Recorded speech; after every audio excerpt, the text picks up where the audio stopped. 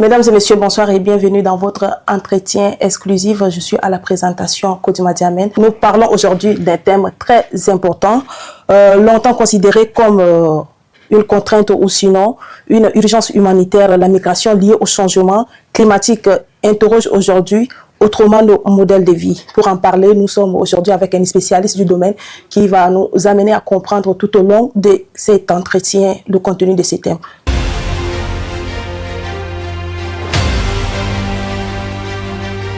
De ces thèmes. Bonjour monsieur. Bonjour Kodima. Vous allez bien? Je vais bien, merci. D'accord. Pouvez-vous vous présenter à nos téléspectateurs et nous parler brièvement de vous? Merci beaucoup. Déjà, merci pour l'invitation. C'était un honneur pour moi de me tenir ici aujourd'hui. Je suis Patrick Montodjou, à la base ingénieur des travaux en génie civil. Oui. Et j'ai fait une réorientation de carrière en management de projet pour me spécialiser finalement en gestion globale des risques et des crises. D'accord, merci. Et comment définissez-vous la relation qui existe entre la crise environnementale et les mouvements migratoires?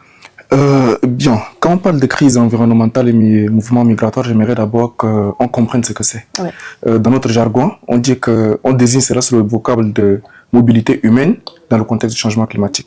Alors, c'est quoi la mobilité humaine dans le contexte du changement climatique? C'est l'ensemble des déplacements de population influencés par les effets du changement climatique. Ces déplacements peuvent être forcés ou pas, peuvent être temporaires ou définitifs, peuvent être volontaires ou involontaires, peuvent être au niveau national ou transfrontalier. Oui. Donc c'est ce qu'on appelle mobilité humaine dans le contexte du changement climatique. Comme la définition l'indique, ces déplacements sont induits en grande partie par les effets notables du changement climatique sur les ménages, sur les populations, qui sont contraints ou pas de se déplacer, de changer leur niveau de vie, leur mode de vie et tout. Donc voilà un peu les relations entre, brièvement, crise migratoire et crise environnementale et mouvement migratoire.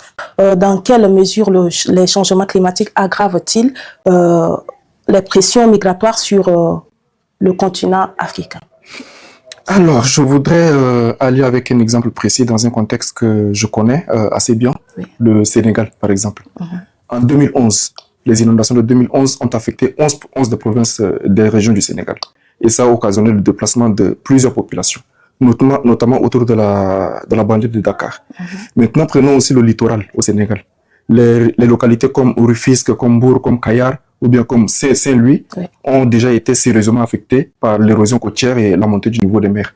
Et c'est en train d'occasionner progressivement la relocalisation des populations qui habitent tout au long.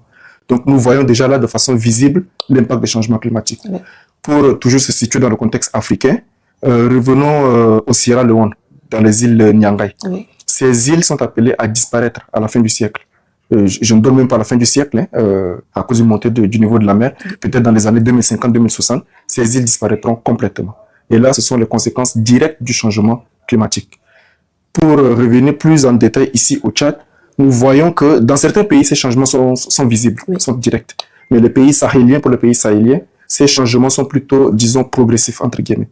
Parce que le changement climatique vient plutôt comme un facteur qui exacerbe, qui intensifie les vulnérabilités déjà existantes et qui pousse les populations à se déplacer. D'accord, merci. Pouvez-vous nous citer ces conséquences principales de ces migrations environnementales sur l'économie? D'accord, sur l'économie, je me situerai à deux niveaux. D'abord, les zones de départ où les personnes se déplacent. Généralement, les personnes évoquent différentes causes pour leur déplacement, que ce soit la dégradation des terres agricoles, que ce soit l'impact sur la biodiversité et tout cela. Donc, progressivement, ces personnes-là vident leur village, leur localité. Et donc, il n'y a plus de main-d'œuvre au niveau local.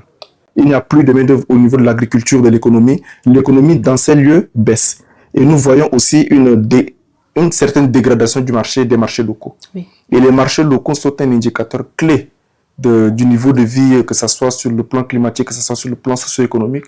Les marchés locaux sont des indicateurs clés. Donc, lorsque les marchés locaux disparaissent ou se dégradent petit à petit, ça laisse entrevoir que derrière, il y a des causes structurelles, notamment les effets du changement climatique.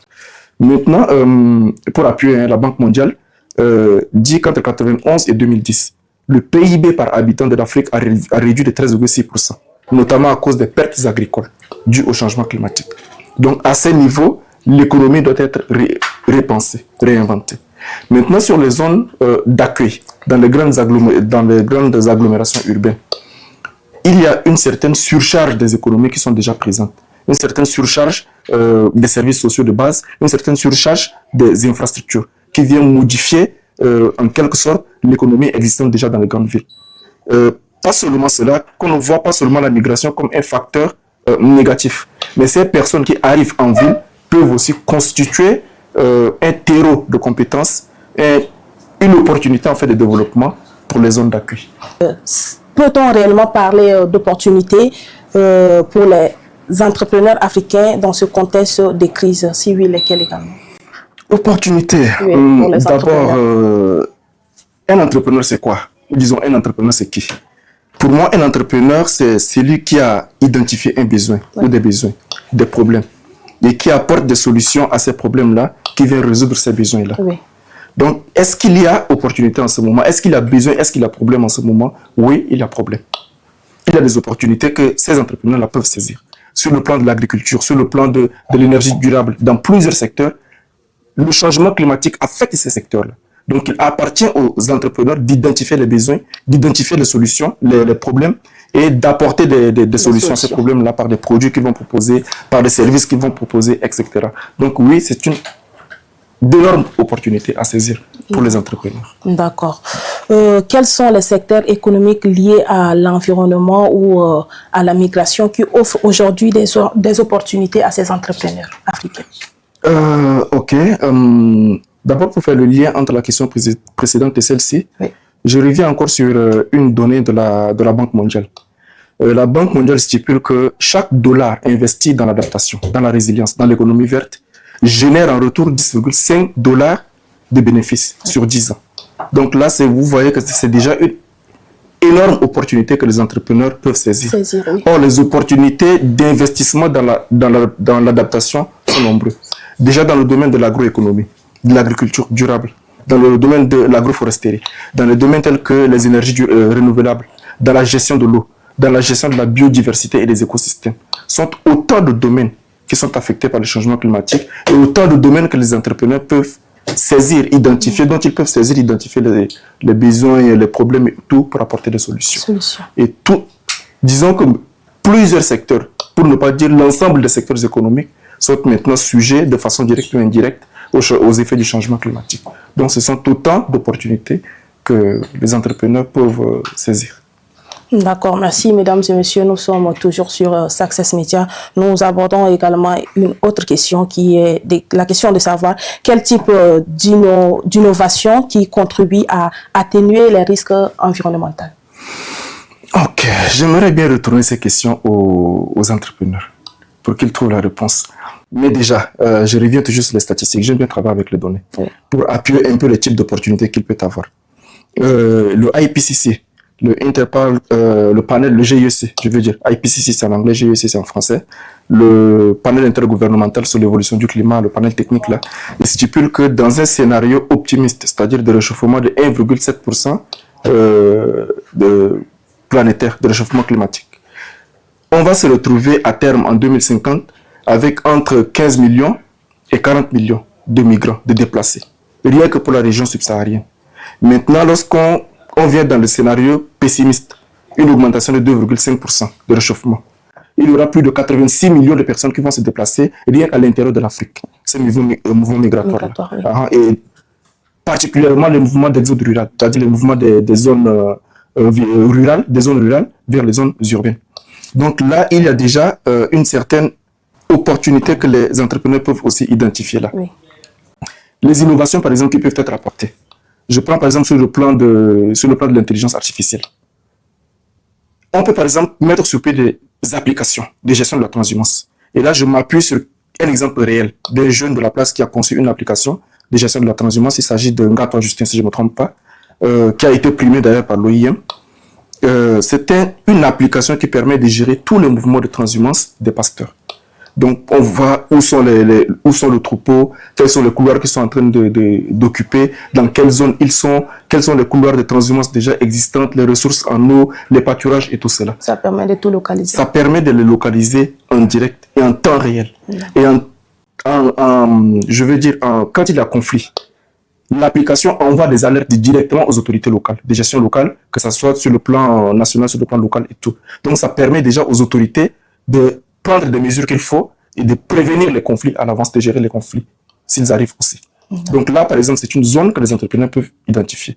Et dans l'agroforesterie, dans l'agriculture durable, les entrepreneurs peuvent aussi se lancer dans l'intelligence artificielle, pourquoi pas, pour gérer les cultures, pour gérer les semences, pour surveiller l'agriculture, pour faire en sorte que l'eau soit gérée de façon optimale pour les cultures et tout. Il y a plusieurs opportunités pour les entrepreneurs. Et donc là, il est vraiment de la responsabilité des entrepreneurs d'identifier ces opportunités. D'accord. Et parlant des rôles, quel rôle devrait-il jouer l'État, le gouvernement et les institutions privées pour accompagner ces entrepreneurs dans ce domaine? Là, c'est un point qui me tient particulièrement à cœur. Oui. Pour moi, est que les autorités publiques doivent jouer un rôle, en anglais on dit enablers, oui. C'est-à-dire ils doivent mettre sur pied les cadres qu'il faut afin que les entrepreneurs et les populations puissent mettre en œuvre les solutions qu'il faut. Je parle par exemple du cadre juridique et du cadre réglementaire, de l'environnement même des affaires, du climat des affaires. Voilà. Les pouvoirs publics doivent faire en sorte que le cadre juridique, le cadre réglementaire, le climat des affaires soit approprié pour les jeunes entrepreneurs, pour les startups, afin de leur permettre de mettre en œuvre leurs idées. Il y a aussi le cadre sécuritaire, il y a aussi le cadre politique, il y a surtout le cadre logistique, le cadre des infrastructures. Il faut qu'il y ait des institutions, des infrastructures qu'il faut. Que ce soit des infrastructures routières, que ce soit des infrastructures énergétiques, que ce soit...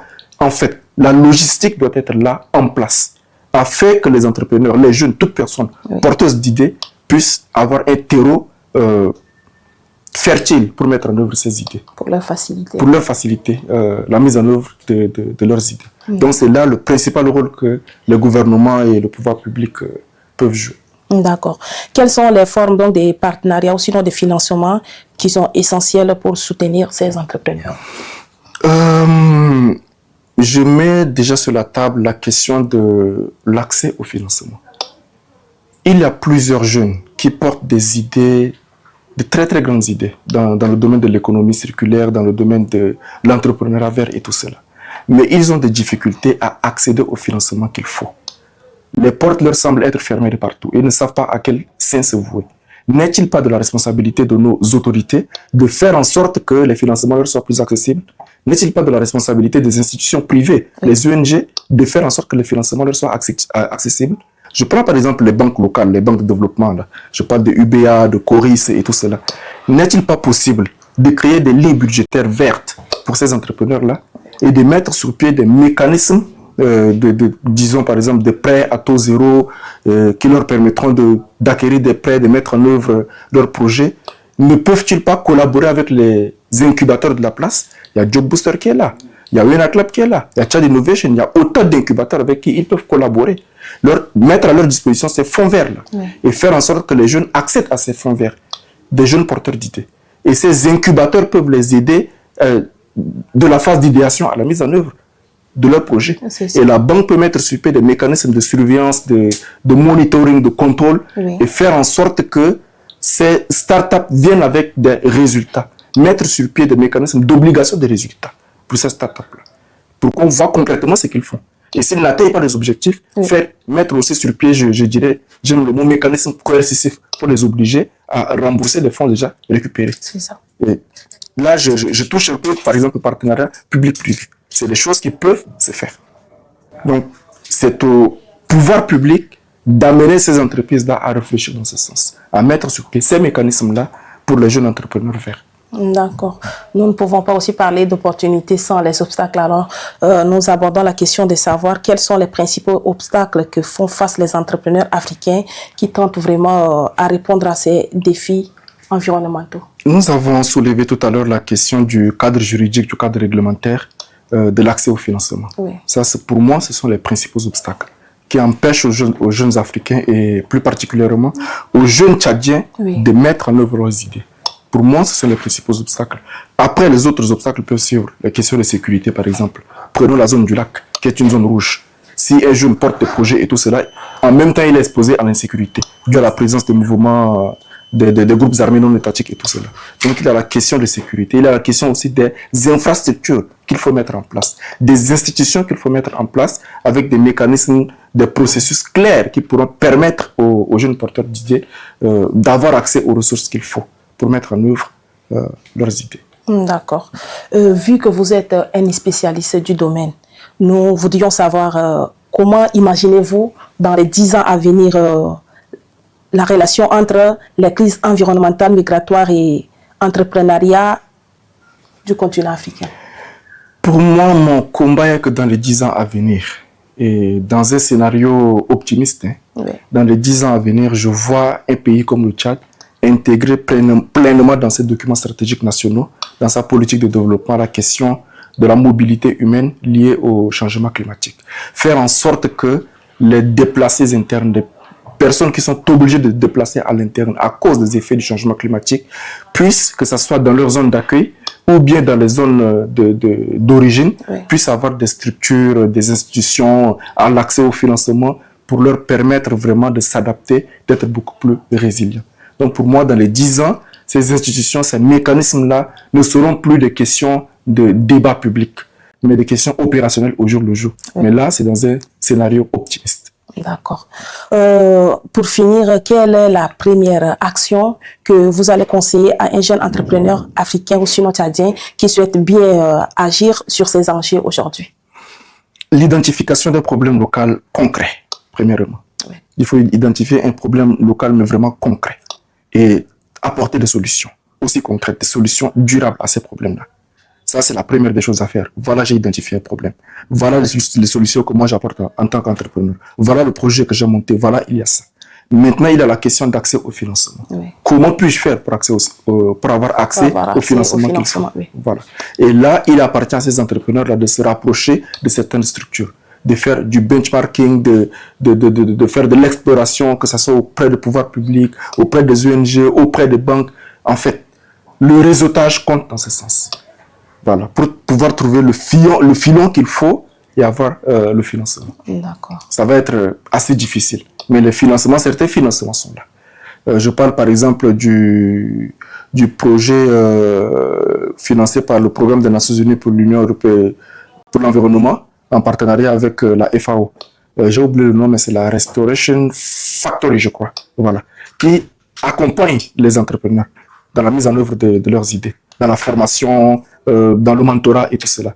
Donc, les jeunes entrepreneurs peuvent identifier, par exemple, cette structure-là et se rapprocher d'elle, poser des questions, voir comment avoir accès à ces formations-là. Mais au-delà, il y a aussi le financement.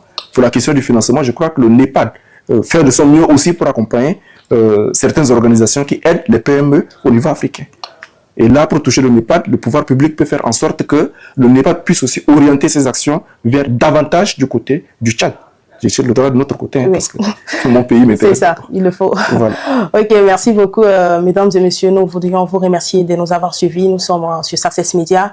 Nous disons merci à notre invité qui a accepté d'être là pour nous éclaircir bien de choses sur ces thèmes. Nous disons aussi merci à l'équipe technique qui a tenu jusqu'à la fin. Nous vous disons de vous abonner, de vous connecter à nous. Bien d'autres choses viendront. Et voilà. Nous sommes arrivés à la fin. Nous voudrions encore tourner la question à notre invité. Est-ce qu'il a un mot de fin? Merci. Mon mot de fin est qu'il y a des combats dans la vie qui ne sont pas forcément nos combats. Oui. Des combats que nous n'avons pas choisis. Et le changement climatique en est un. Faisons en sorte que ce combat devienne un avantage pour nous et pour les générations à venir. D'accord. Merci. Merci beaucoup.